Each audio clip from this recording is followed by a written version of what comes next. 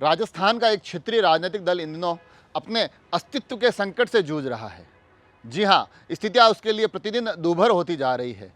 मैं बात यहाँ राष्ट्रीय लोकतांत्रिक पार्टी की कर रहा हूँ, आरएलपी। और साथ ही इस एपिसोड में चर्चा इस बात को लेकर होगी कि इसके कारण क्या है। क्या अपने ही जातीय नेताओं पर तल्ख और तीखे तेवर इसका कारण है, या फिर हनुमान बेनीवाल का अति आत्मविश्वास इसका एक बहुत बड़ा कारण है।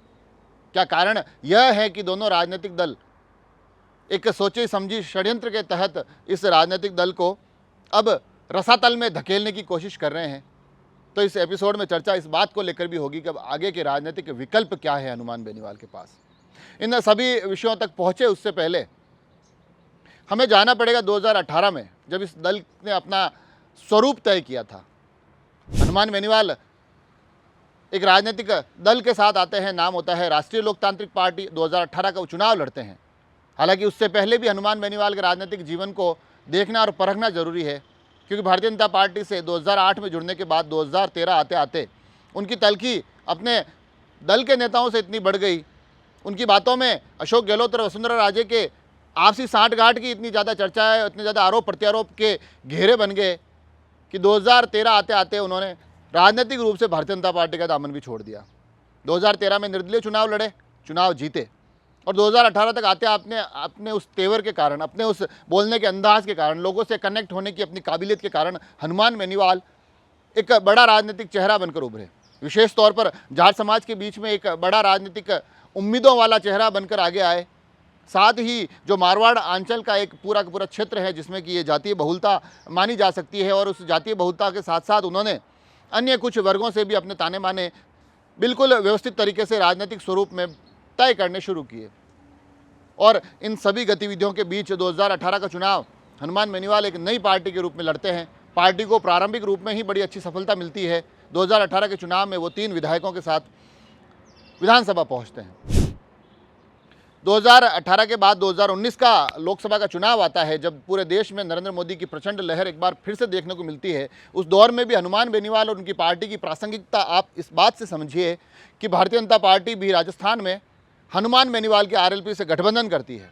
गठबंधन के सहारे 25 से 25 सीटें जीती जाती है। गठबंधन के सहारे आरएलपी के हिस्से नागौर आती है। नागौर से हनुमान बेनीवाल जीत कर सांसद बन दिल्ली जाते हैं। उसके बाद दौर किसान आंदोलन का आता है। वहाँ से फिर कुछ चीज़ें वापस बिगड़नी शुरू होती है। हनुमान बेनीवाल भारतीय जनता पार्टी से अपना नाता तोड़ देते हैं, पुनः एकला चालोरे वाले पद्धति पर आ जाते हैं। और उनकी ये राहें, उन राहों पर सबसे बड़ा अगर कोई इम्तिहान, कोई एग्ज़ाम उनका इंतज़ार कर रहा था, तो वो 2023 के विधानसभा चुनाव होते हैं। हनुमान बेनीवाल को उम्मीद होती है कि इस बार वो कुछ बड़ा करिश्मा करेंगे। उनके साथ दिखाई देते हैं, चंद्रशेखर में नजर आते हैं, तो लगता है कि शायद इस बार चीज़ें और भी बड़ी और बेहतर होने वाली है। मगर जब परिणाम निकलते हैं तो परिस्थितियाँ कुछ इस प्रकार की हो जाती है कि हनुमान बेनीवाल सिर्फ अपनी सीट बचाने में कामयाब होते हैं, और वो मात्र 2000 के आसपास के अंतर से। पूरी मतगणना के दौरान ऐसा लगता है कि शायद हनुमान बेनीवाल ये चुनाव हार रहे हैं। आखिर में येन केन प्रकार वो चुनाव जीत जाते हैं। शायद ये बहुत बड़ा संकेत था कि आगे आने वाली परिस्थितियाँ अब आरएलपी के लिए ज़्यादा बेहतर रहने वाली है नहीं। और कुछ ऐसा ही वास्तव में आज के लोकसभा चुनावों के पहले के परिदृश्य में दिखाई दे रहा है, क्योंकि गठबंधन की अलग अलग चर्चाएं चली, कहीं पर भी आरएलपी का कोई गठबंधन हो नहीं पाया। और गठबंधन के बनने के उस इंतज़ार के बीच अब खबरें उनके नेताओं के उनको छोड़कर जाने की आ रही है।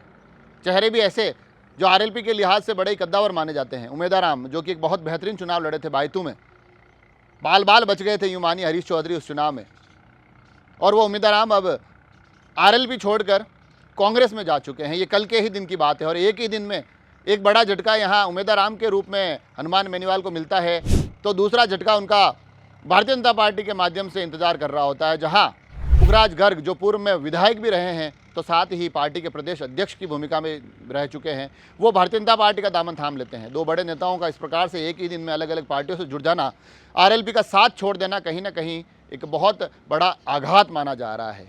आरएलपी जो आंकड़ों के लिहाज से बड़ी कमज़ोर दिखाई दे रही है, अब विधानसभा के बाद लोकसभा में भी एक बार पुनः उसको अपने अस्तित्व की लड़ाई लड़नी होगी। अब शायद परिस्थितियाँ एक बहुत बड़े पैमाने पर हनुमान बेनीवाल नहीं देख रहे होंगे। वो कोशिश कर रहे होंगे कमोबेश किसी तरह से अपनी एक सीट इस चुनाव में बचा पाए।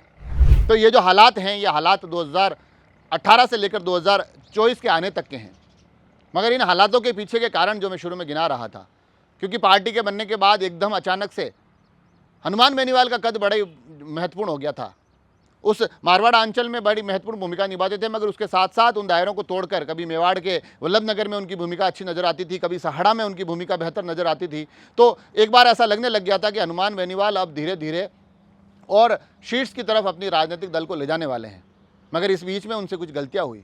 गलतियाँ जो उस तरफ उस क्षेत्र के लोगों से मेरी बात होती है तो बताते हैं कि जो अपने ही सामाजिक परिदृश्य के दूसरे राजनेता उभर रहे थे, फिर चाहे उसमें नाम हरीश चौधरी का लिया जाता हो, चाहे फिर नाम ज्योति मिर्धा का नाम लिया जाता हो, या फिर दिव्या मदेरणा का जिक्र आता हो, कहते हैं कि उनके खिलाफ बड़े तल्ख तेवर उनके रहे हैं, उनके खिलाफ बड़े तीखे अंदाज में वो वार प्रहार करते रहे हैं। कई बार भाषाई मर्यादाओं को टूटते और बिखरते देखा गया है। ये एक कारण रहा कि उनके लिए इस पूरे के पूरे चुनाव में गठबंधन के उस दौर में सहानुभूतियाँ समाप्त हो गई।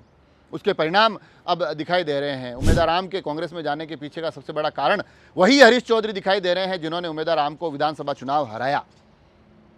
मगर आज उन्हीं के कारण वो कांग्रेस में जा चुके हैं। बताया यह भी जा रहा है कि शायद जैसलमेर बाड़मेर से कांग्रेस में लोकसभा का चेहरा बनने वाले हैं। अपनी राजनीतिक इच्छाएं कुछ इस परिदृश्य में दिखाई देती है, जब एक कुछ साथ छोड़ने पड़ते हैं, नए हाथ पकड़ने पड़ते हैं। हालांकि इस बात से भी इनकार नहीं किया जा सकता है कि ये जो नेताओं के कद बढ़े हैं उसमें आरएलपी का बहुत बड़ा योगदान रहा है। आरएलपी ने अगर पुखराज गर्ग को विधायक बनाए हैं, उमेदवार राम को एक बड़ा नेता बनाया है, तो उसमें आरएलपी की एक महत्वपूर्ण भूमिका रही है। कमाल की बात तो यह भी बताई जा रही है कि जो गठबंधन का दौर चल रहा था उसमें भी उमेदवार राम के लिए आरएलपी की सीट मांगी जा रही थी हनुमान बेनीवाल के द्वारा। वो चीज़ें तय होती उससे पहले उमेदवार राम साथ छोड़ चुके थे। ये बात वहीं खत्म हो चुकी है। उसके बाद एक कारण यह भी बताया जाता है कि जिस प्रकार से एक बहुत बड़े वर्ग में उनका प्रभाव था, तो ऐसे में दोनों ही राजनीतिक दलों को कहीं ना कहीं एक डर यह भी था कि हो सकता है आगे आने वाले समय में हम कुछ और भी ज़्यादा कमज़ोर इनके सामने उस एक वर्ग के खिलाफ दिखाई दे। तो ऐसे में हनुमान बेनीवाल के साथ बहुत संभव है कि किसी राजनीतिक षड्यंत्र के कारण, राजनीतिक चाल के साथ दोनों ही दलों ने इनको पीछे धकेलने की कोशिश की हो। एक बात और भी निकल कर आती है, अति आत्मविश्वास। क्योंकि हनुमान बेनीवाल जब बात करते हैं बड़ा ही बेहतरीन अंदाज है, चीज़ों को बहुत बेहतर समझते हैं, अपनी चीज़ों को मनवाना जानते हैं, लोगों से जुड़ना जानते हैं, मगर कई बार इन प्रक्रियाओं में वो थोड़े से एक्स्ट्रा हो जाते हैं, थोड़े से ज़्यादा हो जाते हैं। उनका आत्मविश्वास अति आत्मविश्वास में बदल जाता है। आजकल की राजनीति में ऐसी चीज़ें लंबे समय तक चलती नहीं हैं। अब इनमें से क्या कारण रहा ये नहीं पता, मगर आखिर में जाते जाते शायद चर्चा इस बात पर करनी चाहिए कि अब आगे के विकल्प क्या है। क्योंकि विधानसभा का एक बहुत बुरा चुनाव आरएलपी के लिए गुजरा है। हालांकि उनके समर्थक बड़े मजबूत तरीके से उनके साथ खड़े रहते हैं, उनके जो संघर्षों के साथी है वो अब चाहे बड़े होकर पार्टी छोड़ चुके हो, मगर उसके बाद की जो पंक्ति है उसके लोग हनुमान बेनीवाल में बड़ी एक विश्वास वाली स्थिति में दिखाई देते हैं। तो यहाँ से उठना, खड़े होना और फिर से लड़कर आगे बढ़ना, अब हनुमान बेनीवाल में ये मादा तो है, हनुमान बेनीवाल में ताकत तो है। अब इस ताकत को कितने बेहतर तरीके से वो परिणामों में बदल पाते हैं ये देखने वाली बात होगी। क्योंकि विधानसभा चुनाव उनके लिए बिल्कुल भी सही नहीं गए हैं, बिल्कुल भी अच्छे नहीं गए। ऐसे में अगर लोकसभा चुनावों में भी उनके हाथ कुछ नहीं लगता है तो फिर पार्टी को आगे के लिए जिंदा रखना बड़ा ही मुश्किल हो जाएगा। और वो भी उस परिस्थिति में जब उनके आसपास के आंचल में उनके सामाजिक परिदृश्य के कुछ बेहतर नेता अब बड़ी भूमिका के लिए तैयार हो रहे हो, बड़े चेहरों के रूप में स्थापित हो रहे हो। ऐसे में हनुमान बेनीवाल के लिए चीज़ें आसान रहने वाली है नहीं। परंतु जैसा कि मैंने कहा कि उनमें वो एक काबिलियत है कि चीज़ों को वो भांप लेते हैं, चीज़ों को किस प्रकार से बेहतर बनाना है उसके लिए वो आगे बढ़ सकते हैं। अब कितना आगे बढ़ पाते हैं ये देखने वाली बात होगी, मगर आज का बहुत बड़ा सत्य ये है कि उनके काफ़ी साथी उनका साथ छोड़ के जा चुके हैं और इस लोकसभा चुनाव से ऐन पहले राजस्थान का एक महत्वपूर्ण क्षेत्रीय राजनीतिक दल अपने अस्तित्व के संकट से जूझ रहा है। जुड़े रहे राजसमंद एक्सप्रेस से। धन्यवाद।